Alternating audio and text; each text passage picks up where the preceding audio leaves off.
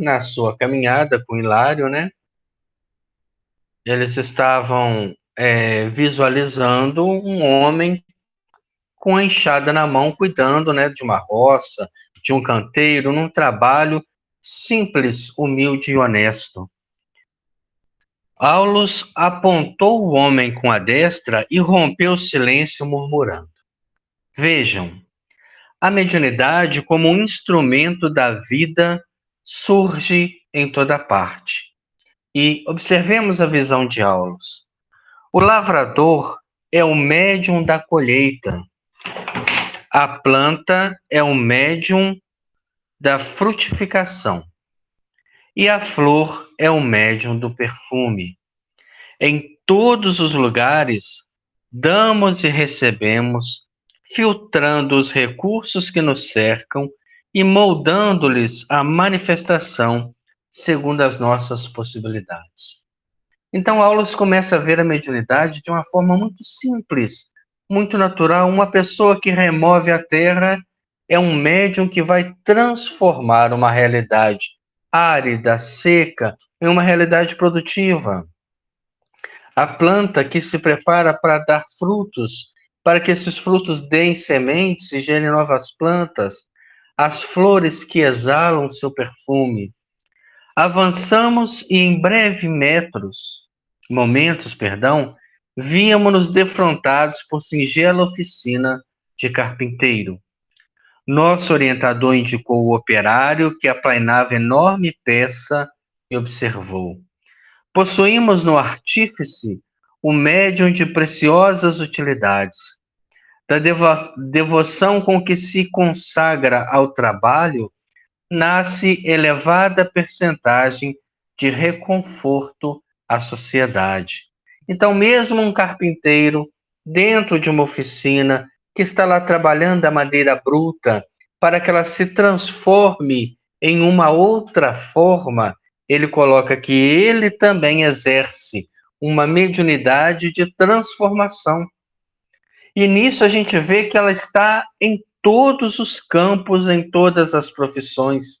Um médico que atende uma pessoa doente, que através de uma conversa passa tranquilidade e firmeza, a pessoa já sai dali com 80% da cura, o que vai complementar apenas com a medicação química.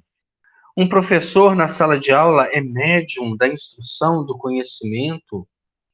Uma reunião familiar, ela é uma reunião mediúnica, onde cada um expressa a sua opinião, e essa opinião mostra as correntes mentais que são colocadas para fora. Não longe, surpreendemos pequena marmoraria, à porta da qual um jovem envergava o escopro, ferindo a pedra. Eis o escultor, diz Aulus, o médium da obra-prima. A arte é a mediunidade do belo, em cujas realizações encontramos as sublimes visões do futuro que nos é reservado. O assistente prosseguiu enunciando importantes considerações sobre o assunto quando passamos por alguns empregados da higiene pública removendo lixo de extensa praça. Aqui temos os varredores, disse com respeitoso acento. Valiosos médiuns da limpeza. Logo após, contornamos um edifício em que funcionava um tribunal de justiça com nosso instrutor adiantou. Vemos aqui o fórum, onde o juiz é o médium das leis. Todos os homens em suas atividades, profissões e associações são instrumentos das forças que devotam. Em qualquer lugar que você estiver, você está trabalhando mediunicamente. O trabalho no bem é uma extensão do trabalho mediúnico, porque naquele momento você está assimilando correntes superiores e transferindo às pessoas. Então, um comerciante que atende bem uma pessoa, que leva um sorriso de esperança, que entende às vezes a dificuldade que aquela pessoa passa, naquele momento ele está sendo um transformador de um panorama emocional, como alguém que trabalha com a enxada é um transformador de um panorama, de um ambiente real. Produzem de conformidade com os ideais superiores e inferiores em que se inspiram, atraindo os elementos invisíveis que os rodeiam, conforme a natureza dos sentimentos e as ideias de que se nutrem. Então, a partir do momento que você se envolve com algum tipo de ideia e de propósito, você está intermediando através do seu comportamento, das suas palavras e das suas ações. Atingíramos, no entanto, o lar, onde Hilário e eu nos dedicaríamos ao socorro de uma criança doente. Nesse ponto da excursão, o orientador, esperado à distância, separar-se-ia de nós, por fim. Aulus seguiu-nos paternal. Na intimidade doméstica, um cavaleiro maduro e a esposa tomavam café em companhia de 3 crianças. Ladeando a mesa limpa e sóbria, descansava em larga poltrona o menino abatido e pálido que nos recolheria o esforço assistencial. Então, nesse momento, eles adentraram o lar, onde estava pai e mãe sentados à mesa, com 3 filhos, e um sentado um pouco mais à distante, que estava adoentado, e que receberia da espiritualidade, através de André Luiz e Hilário, um tratamento magnético, para que pudessem, de alguma forma, recuperar a saúde física. O instrutor fixou nos olhos o quadro expressivo que nos tomava a atenção e exclamou: a família consanguínea é uma reunião de almas em processo de evolução, reajuste e aperfeiçoamento ou santificação. O homem e a mulher, abraçando o matrimônio por escola de amor e trabalho, honrando o vínculo dos compromissos que assumem perante a harmonia universal, neles se transformam em médiuns da própria vida, responsabilizando-se pela materialização a longo prazo dos amigos e dos adversários de ontem, convertidos no santuário doméstico em filhos e irmãos. Olha que visão bonita de Aulus, né? Um lar comum é uma reunião profunda, onde nós vamos fazer um tratamento espiritual com amigos e inimigos do passado, através da materialização de formas que vão dar a esses espíritos a oportunidade da reencarnação. A paternidade e a maternidade dignamente vividas no mundo constituem sacerdócio dos mais altos para o espírito reencarnado na Terra, pois através delas a regeneração e o progresso se efetuam com segurança e clareza. Além do lar, será difícil identificar uma região onde a mediunidade seja mais espontânea e mais pura, de vez que na posição de pai e de mãe, o homem e a mulher, realmente credores desses títulos, aprendem a buscar a sublimação de si mesmo na renúncia em favor das almas que, por intermédio deles, se manifestam na condição de filhos. Então, aqueles que falam, eu gostaria muito de frequentar uma reunião mediúnica, nós vivemos dentro dela. É por isso que a vida é uma sessão mediúnica. No seu trabalho, você é médium de qual categoria? É o médium da maledicência, é o médium do comprometimento, é o médium da produtividade, é o médium da preguiça, da inércia, da indolência. E no lar? Você é o médium da paz, aquele que consegue sempre contornar situações difíceis, é aquele que explode com facilidade, que fere, que agride. Que tipo de médium temos sido? E num sopro de bela inspiração, concluiu: a família física pode ser comparada a uma reunião de serviços, de serviço espiritual no espaço e no tempo, cinzelando corações para a imortalidade. Em seguida, o assistente leu o mostrador de um relógio e observou: quem caminha com responsabilidade não deve esquecer as horas. Retirou-se precípite e seguimos-lo até a próxima. Aulus fixou o céu azul, em que o sol como que se desfazia em chuva de ouro quintessenciado, e dispunha-nos a enlaçar-nos quando me percebeu o propósito mais íntimo, falando com humildade. Faça prece por nós, André, pedi Aulus.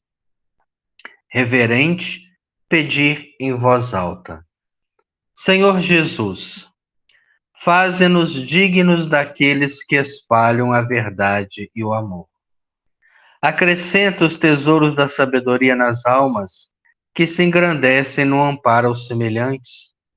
Ajuda aos que se despreocupam de si mesmo, distribuindo em teu nome a esperança e a paz. Ensina-nos a honrar-te, os discípulos fiéis, com o respeito e o carinho que lhe devemos. Extirpa do campo de nossas almas a erva daninha da indisciplina e do orgulho, para que a simplicidade nos favoreça a renovação. Não nos deixes confiados à própria cegueira e guia-nos o passo no rumo daqueles companheiros que se elevam, humilhando-se e que, por serem nobres e grandes, diante de ti, não se sentem diminuídos em se fazendo pequeninos, a fim de auxiliar-nos. Glorifica o Senhor, coroando-lhes a fronte com os teus lauréis de luz. O orientador devia saber que ele próprio personificava para nós os benfeitores de cuja grandeza nos reportávamos. Entretanto, não ousei pronunciar-lhe o nome, tal a veneração que nos merecia. Terminada a oração, fitei-o de olhos úmidos. Aulus não disse uma palavra. Revestido de radiações luminescentes, dando-nos a entender que se despedia de nós igualmente em prece, recolheu-nos num só abraço e partiu. À maneira de crianças, Hilário e eu, em pranto mudo de reconhecimento, contemplamo-lo até que se lhe apagou o vulto de longe. Lembramo-nos então do trabalho que nos aguardava, e louvando o serviço em toda a parte é a nossa bênção. Passamos a socorrer a criança enferma com quem se incorporava grande futuro.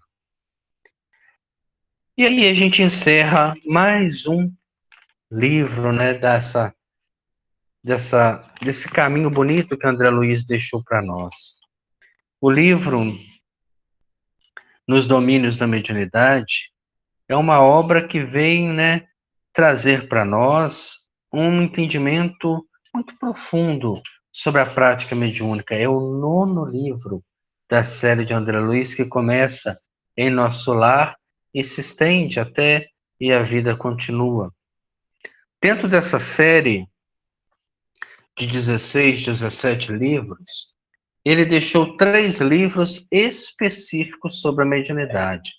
Muito embora tenha trabalhado no livro Os Mensageiros e no livro Missionários da Luz, com uma série de estudos próximos à prática mediúnica, ele deixa esta obra, né, que é Nos Domínios da Mediunidade, ele deixa Mecanismo da Mediunidade e Desobsessão, para que pudéssemos, de alguma forma, aprender um pouco mais.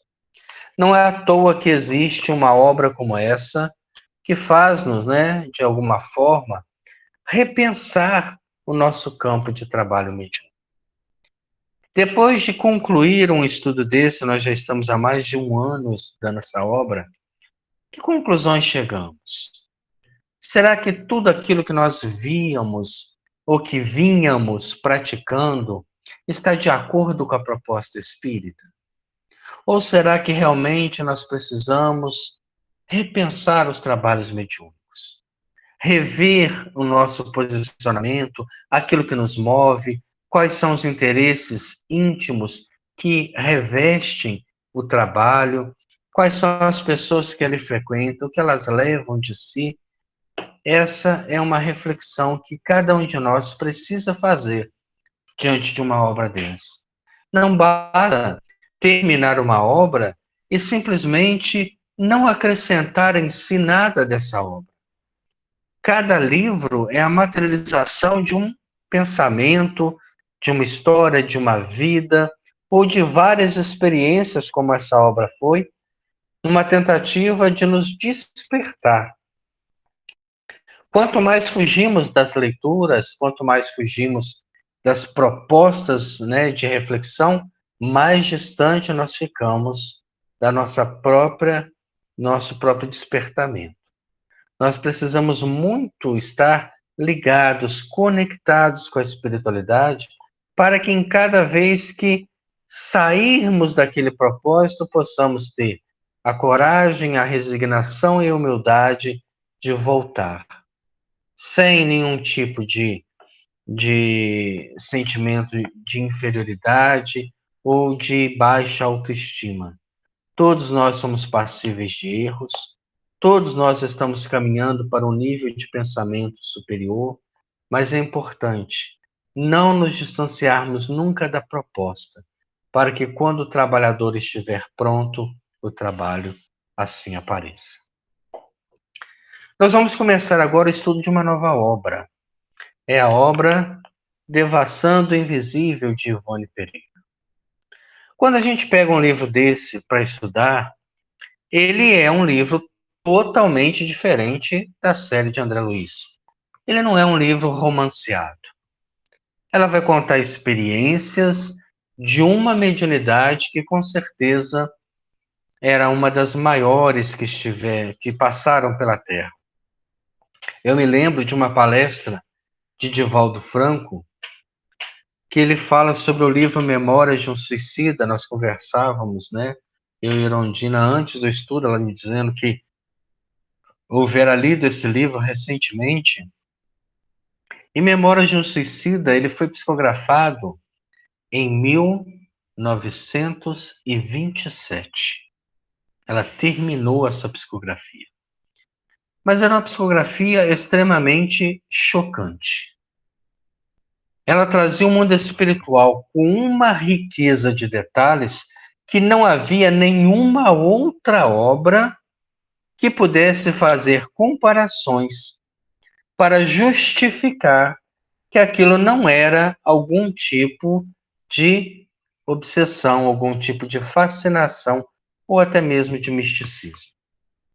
Então, quando ela levou essa obra riquíssima à FEB, e eles examinaram a obra, eles negaram publicar. Ainda era muito cedo para que a doutrina espírita alcançasse um aspecto tão profundo.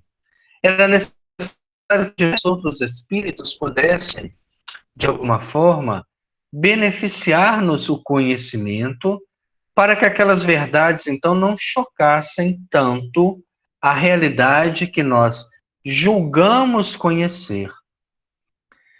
Ela voltou para casa muito desapontada, pensou realmente estar sendo vítima de espíritos obsessores que a iludiram profundamente e pegou aquela quantidade enorme de páginas psicografadas e levou para o quintal para queimá-las. Quando ela chegou a acender o fogo para queimar, apareceu para ela um dos seus mentores espirituais, o nosso conhecido Dr. Bezerra de Menezes, e ele pediu a ela que não queimasse, mas que guardasse aquelas obras para que o tempo pudesse evoluir a ponto de se entender aquela proposta psicografada. Ela então guardou a obra por 30 anos. Recebeu outras obras nesse intervalo que foram publicadas, mas Memórias de um Suicida ficou 30 anos guardado. Isso nos conta Divaldo Franco. E depois desses 30 anos, quando ela leva novamente a FEB por orientação do próprio espírito Bezerra de Menezes, e a FEB, que já vinha, né, estudando todas as obras de André Luiz pela psicografia de Chico Xavier, e já havia visto uma série de outras, né, realidades espirituais, consegui agora entender a profundidade daquele livro. Então, o espírito André Luiz disse em reunião mediúnica que Memórias de um Suicida seria a maior obra psicografada dos 50 anos anteriores a ela e dos 50 anos posteriores a ela. Nada haveria de maior em realidade do mundo espiritual do que aquela obra, o que nos mostra o caráter desta médium, tão desconhecida do movimento espírita, mas que deixou uma contribuição muito profunda. Então nós apresentamos, né, esta que é uma das suas obras, é uma obra mediúnica. Tarcísio. Oi. Boa noite. Boa noite, Rita. Eu assisti uma palestra que a pessoa falou que também dependia do Leon Denis desencarnar para ele ajudar no plano espiritual a dar um término ou alguma outra coisa, não sei exatamente o que, por isso que também aconteceu isso. Não sei se é verídico ou não, mas que parecia que tinha uma dependência, viu? Uhum. É possível. Eu assisti também um estudo que eu vi sobre isso, dizendo que, por exemplo, o Chico nunca falou da realidade dele, né, de médium, né? A gente só ouvia falar por outras pessoas, né? A Ivone já é diferente, ela fala da experiência própria dela, então por isso também tinha que tomar mais cuidado, né? E essa questão dos romances também, os romances vieram para o Brasil, porque a cultura brasileira era diferente da cultura europeia. Com certeza. A cultura europeia era mais científica. Mais científica. Então, quando o evangelho foi transplantado para cá, ele teve que vir de uma forma mais romanceada, para que as pessoas pudessem ter mais interesse, e aí depois é que houve interesse mais sobre as obras kardecianas em si, entendeu? Eu não sabia disso, eu achei interessante. Esse é um ponto de vista interessante, Rita, porque, primeiro, né, a admiração de Ivone com Leon Denis é gigantesca. É gigantesca. Ela vai citar ele no livro do início ao fim, que ela tem nele um filósofo inspirador profundo. Realmente, nós pegamos o trabalho de Allan Kardec, é um trabalho científico, teve o seu respaldo naquele momento, mas foi um trabalho que não foi para frente. A cultura fria europeia se sensibiliza muito mais com a dor do que com a beleza, com a própria, né, visualização do romance. Nós tivemos no Brasil médiuns excepcionais na psicografia, como Zíbia Gama, como Chico Xavier, e como Ivone Pereira nos romances, porque ela tem, né, o Cavaleiro de Númenes, o Drama da Bretanha, que são de uma profundidade. Porque, primeiro, ela vive a história em desdobramento espiritual. E depois, retornando ao corpo físico, ainda psicografa. Então, ela vive a história profundamente, emocionalmente, a ponto de psicografar de uma forma que a realidade está impressa em cada página, de modo que você se transporta para aquela realidade. E a nossa cultura que sempre se agradou muito com histórias e até hoje é assim, se sensibiliza muito mais com os contos do que com os fatos, leva a crer que abriu-se um leque muito grande a espírito. Você pega a obra de Chico Xavier, quantas obras ele teve de trovadores, poetas, de espíritos ligados às letras, né? De serem príncipes das letras e até fundadores da Academia Brasileira, que escreveram através dele, através de romances. Há pouco tempo, assistindo no YouTube uma passagenzinha de um programa sertanejo com Rolando Boldrin, ele apresentou uma trova de Cornélio Pires, espírito desencarnado. Então isso mostra assim, como que a cultura brasileira aceita esse tipo de informação que vem romanceada e, ao mesmo tempo, agrada pela sua beleza, pela sua plasticidade, né? Pelo seu lirismo e, ao mesmo tempo, nos elucida profundamente através dos exemplos. Felizes somos nós que somos abertos a essas propostas. Ivone Pereira nasceu em Valença, no Rio de Janeiro, no ano de 1902, se não me engano. E ela foi trabalhadora em diversas cidades, inclusive aqui em Juiz de Fora, na Casa Espírita, na Rua Sampaio. Mas ela teve o auge de seus trabalhos no Rio de Janeiro, um médium natural que passou por um processo seríssimo, né?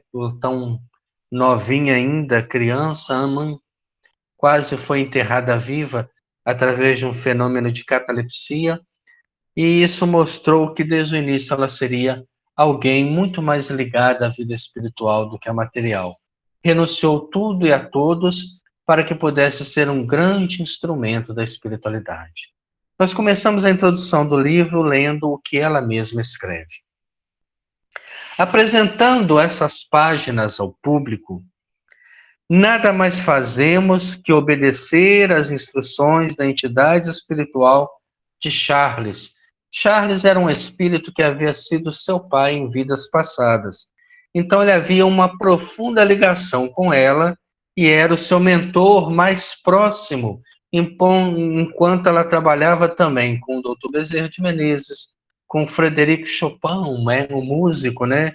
Com Roberto de Canalejas, médico espanhol, e outros, né? Leon Tolstói, escritor russo, que influenciaram o seu campo mediúnico. Amigo desvelado, que ha sido o anjo bom de nossa vida, era a sua, né, referência a Charles. Nenhum sentimento de vaidade animou nosso lápis. Quando traçávamos fatos ocorridos com nossa própria mediunidade, pois de longa data fomos informados de que, se eles assim se desenrolaram, isso não significava privilégio à nossa pessoa, mas porque nossa faculdade a tanto se prestava, por predisposições particulares, no desdobrar natural de suas forças. Então ela coloca, como ela é convidada por Charles a escrever sobre a mediunidade, não no sentido de se expor, mas no sentido que as suas experiências mediúnicas eram tão ricas que valia a pena que as outras pessoas pudessem aprender com a sua experiência. E ademais, para que viéssemos a público testemunhar ainda uma vez o que os outros adeptos do Espiritismo testemunharam também, visto ser de interesse geral, que se patenteiem sempre por múltiplos sinais os fatos que o além-túmulo, desde tempos remotos, tem concedido aos homens. Então não vim escrever por vaidade, vim escrever a conselho dos mentores espirituais sobre experiências vividas que comprovam a interferência da vida espiritual na vida física, a tal ponto que se tornou extremamente natural para a minha pessoa. Não se trata, pois, de obra pessoal, mesmo porque o personalismo, se infiltrar na doutrina espírita, acarretará a sua corrupção, como sucedeu ao próprio cristianismo. Olha que observação interessante que ela faz. Quantas pessoas que querem adaptar a casa espírita à sua vida? Eu posso ir no centro espírita só na segunda-feira. Então, eu gosto da sessão mediúnica, eu quero que põe na segunda-feira. Nós queremos adaptar a realidade espírita, a realidade da casa, a dimensão dos trabalhos, o atendimento, a minha disponibilidade dos compromissos que eu assumi e não quero renunciar. Eu quero que o centro renuncie, que a casa mude, que abra uma reunião sábado de manhã, que faça uma no domingo à noite, para que eu possa ir. Eu adapto a doutrina espírita à minha pessoa. Quando eu não adapto o conteúdo da reunião. Não, eu quero que a reunião atenda aos meus filhos, atenda o meu vizinho, atenda o meu patrão, atenda a minha mãe, a meu pai que já desencarnou, que não conversa, que não manda uma mensagem. Nós queremos um processo de adaptação e não de se adaptar a essa proposta. Não apresentamos tampouco, continua ela dizendo para nós, frutos da nossa escolha, porquanto as observações que aqui vêm anotadas foram selecionadas pelos amigos espirituais. Então ela não teve nem a escolha para montar essa obra. Foram os espíritos que disseram, você lembra daquela experiência que vivemos nessa área? Então você vai anotá-la para que nós possamos montar uma obra. Eles fizeram toda a escolha, toda a coordenação deste e de outros trabalhos que passaram por ela. Cumprimos ordens do além apenas como instrumentação que fomos das intuições positivas de amigos espirituais como Charles, Bezerra de Menezes, Leon Denis, aí o Leon Denis, né, que realmente contribui com a obra dela e ela tinha ele como um dos seus espíritos guias, né, que trabalhava através dela, Inácio Bittencourt e Leão Tolstói, que nos assistiram durante a tarefa, levando-nos a compilar recordações de ocorrências passadas que jaziam adormecidas, e indicando que mesmo os trechos das obras de Allan Kardec, a citar como tese no cabeçalho de cada capítulo. Observemos, nós terminamos agora a obra nos domínios da mediunidade. E Aulus coloca que nós somos médiuns das correntes mentais que passam por nós. E somos médiuns dos espíritos que passam por nós. Olha a pleiade de espíritos que coordenava a mediunidade de Ivone Pereira. Espíritos de um determinado nível muito grande, como os espíritos que coordenavam a mediunidade de Eurípides Barçanufo. Ele vai numa reunião mediúnica e mentalmente ele pede uma explicação das bem-aventuranças através do espírito João Evangelista, e João Evangelista incorpora num dos médiuns e explica para ele. Então, para que você possa compreender a linguagem dos espíritos superiores, é necessário pensar como espírito superior, agir e viver como espírito superior. No entanto, se algo arrogamos para nós própria, é o direito de afirmar os fatos positivos apreciados no invisível citado. Afirmamos-los, pois, com todas as nossas forças e convicções, porque os vimos apresentados por nossos mentores espirituais, examinamo-los, apreciamo-los. E de tão longa data esses acontecimentos de além-túmulo se sucedem em nossa vida, e tão habituada nos achamos no presente à sua realidade, que o além-túmulo para nós deixou de ser uma sensação, para se tornar uma sequência diária em nossa vida. Quando que os médiuns serão assim? Eu estou vendo um espírito na minha casa. Qual que é a novidade disso? Eu estou tendo um pesadelo.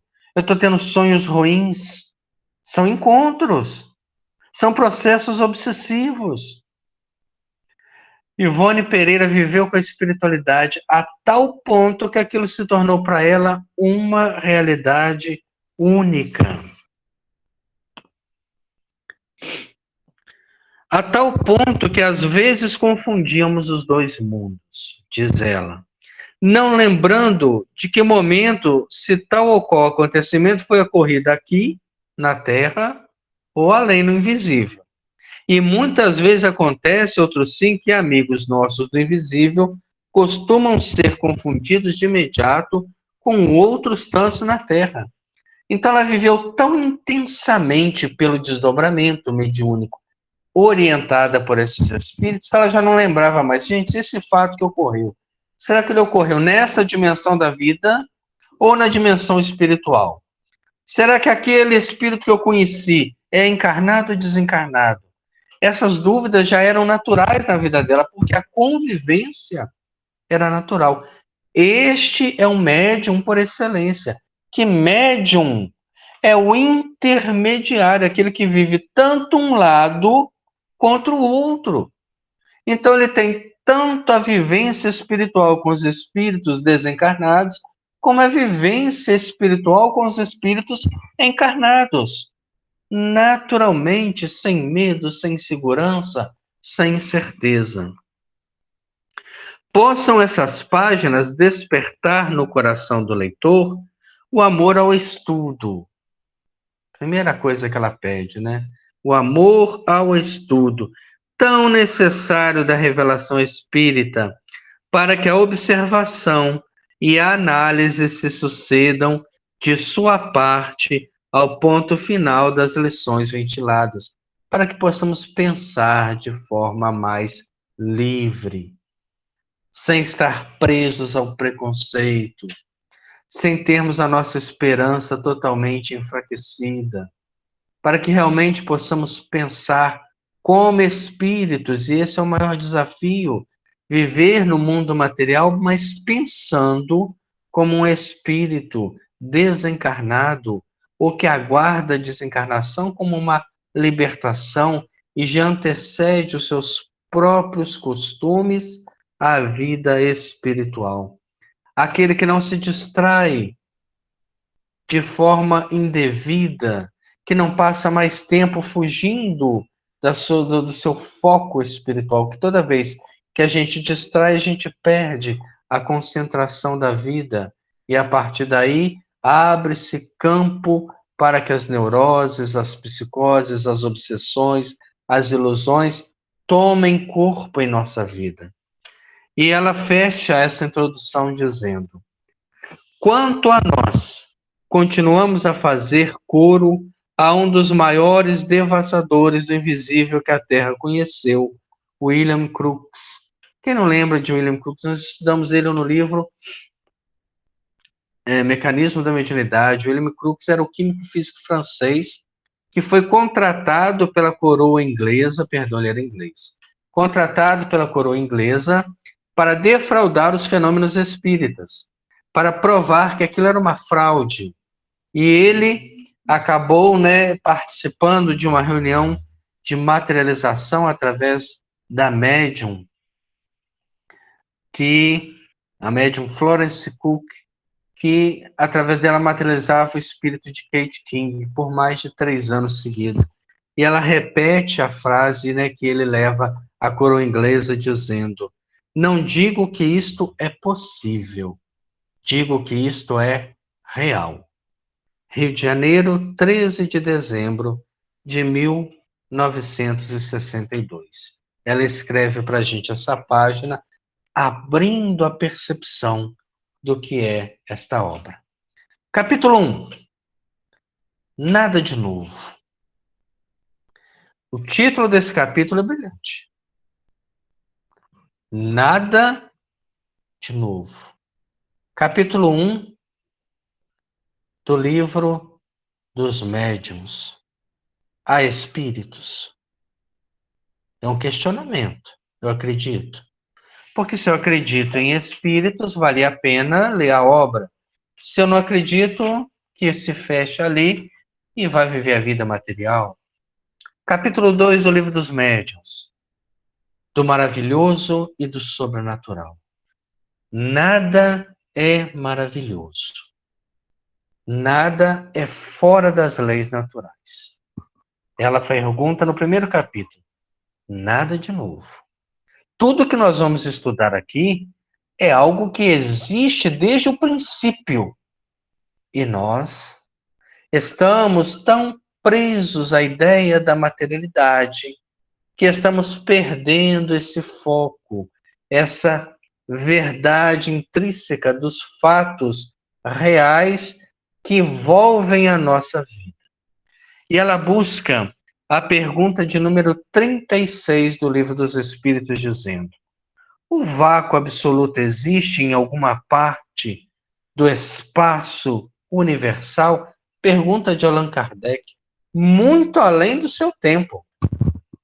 O que Allan Kardec está perguntando? Esses desertos do espaço, esse espaço que existe, por exemplo, entre a atmosfera do nosso planeta e o Sol, que são em torno de 150 milhões de quilômetros.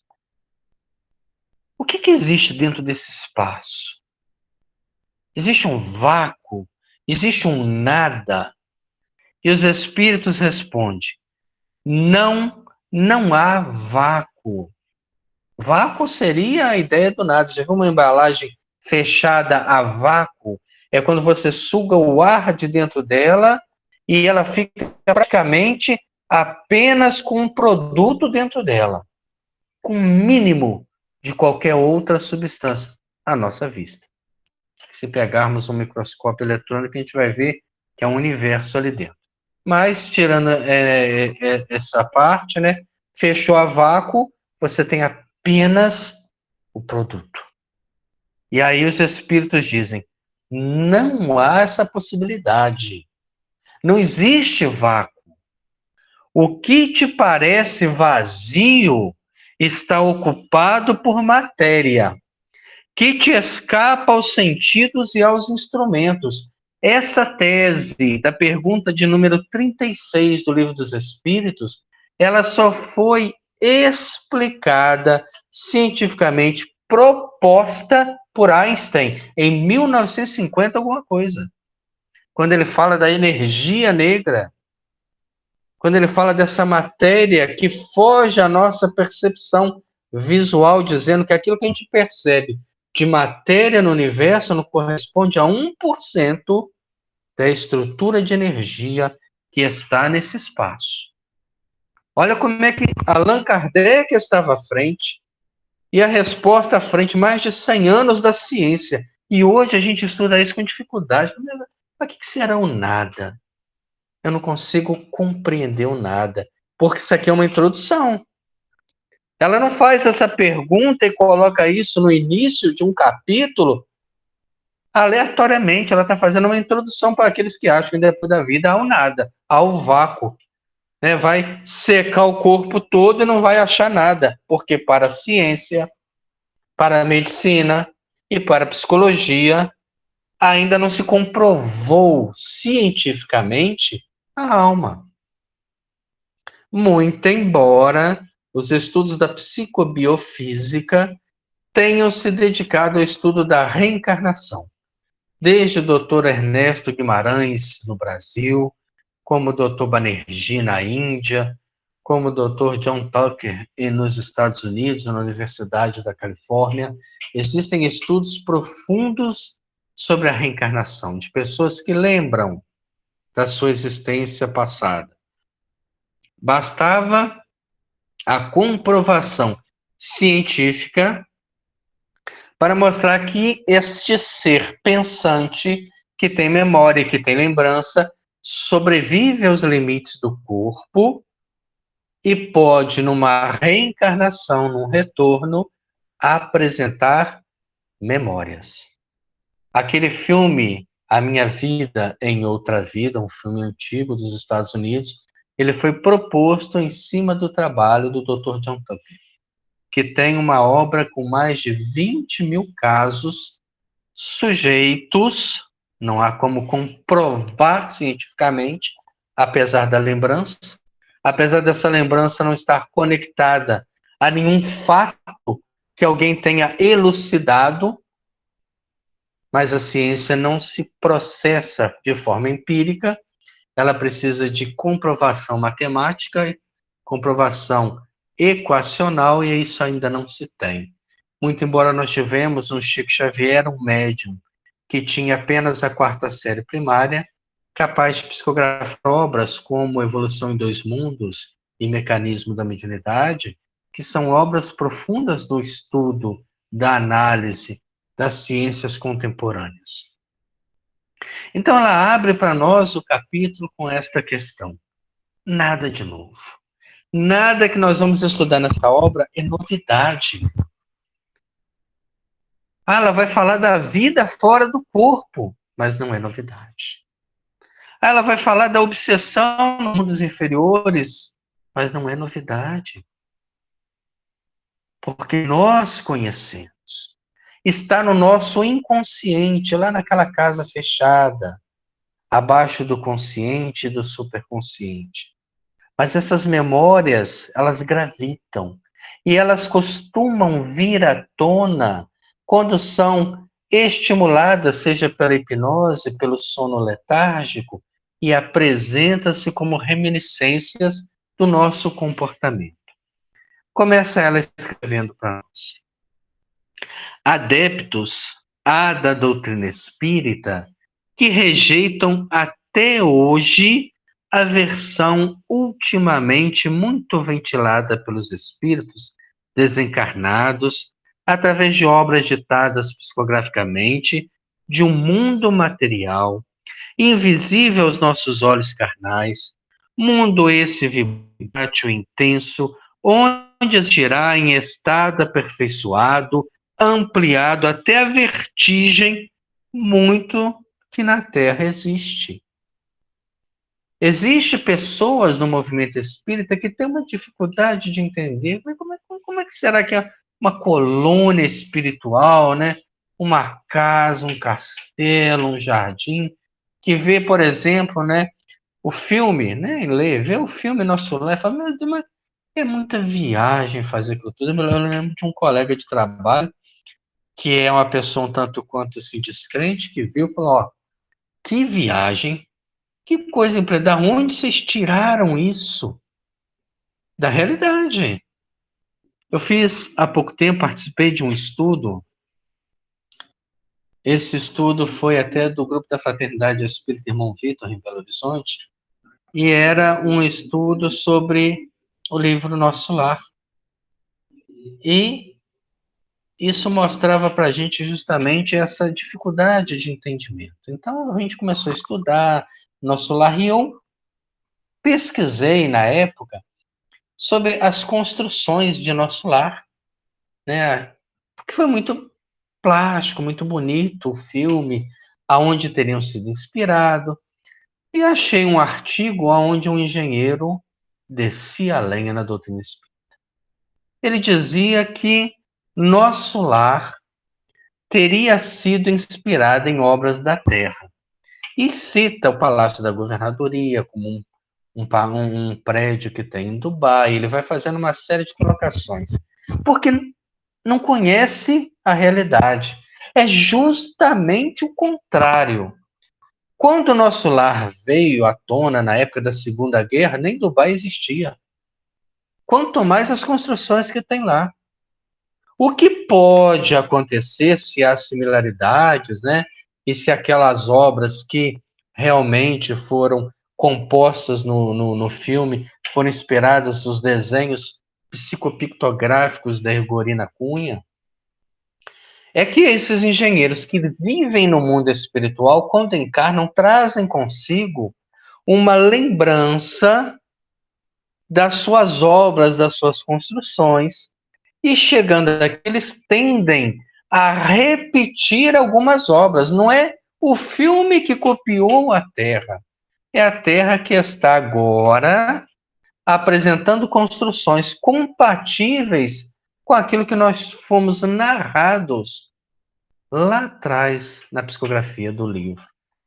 A realidade espiritual de Nosso Lar era tão diversa da realidade material da Terra.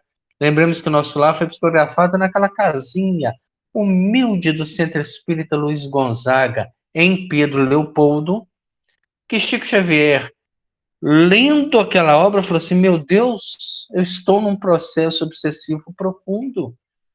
Lendo sobre construções, palácios, aeróbos, porque mesmo um espírito com toda a lucidez e toda humildade também tem o seu inconsciente.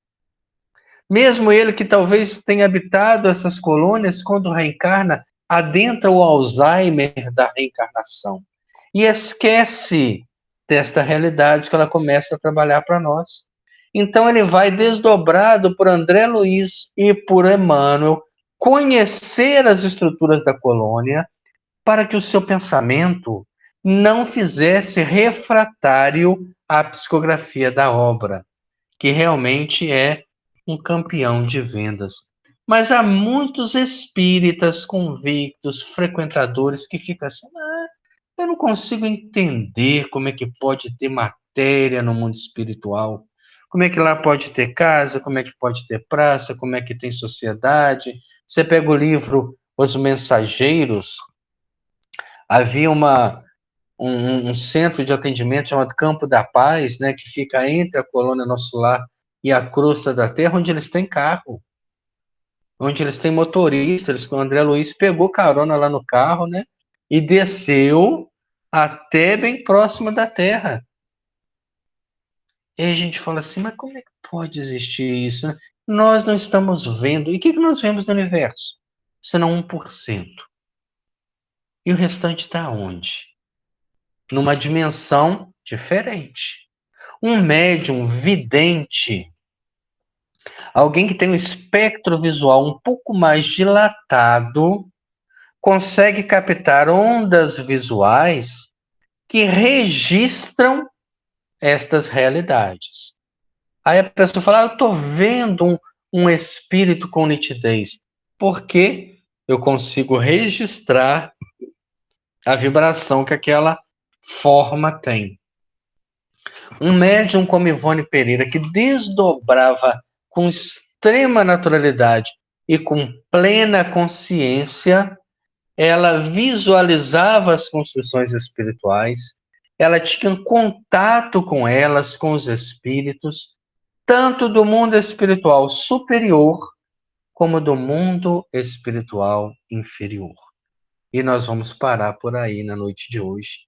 É só o começo, o preâmbulo dessa obra, que com certeza vai trazer para a gente profundas reflexões no campo do entendimento da vida espiritual e da aplicação da mediunidade. Vamos agradecer a Deus nesta tarde, noite de estudo, neste momento onde a gente busca a inspiração do mais alto, para os nossos dias, para as nossas atividades, para a nossa vida. Permita, Senhor Jesus, que não nos percamos num labirinto de reflexões vazias. Que possamos, como disse André Luiz na sua prece de despedida, refletir o pensamento do mais alto.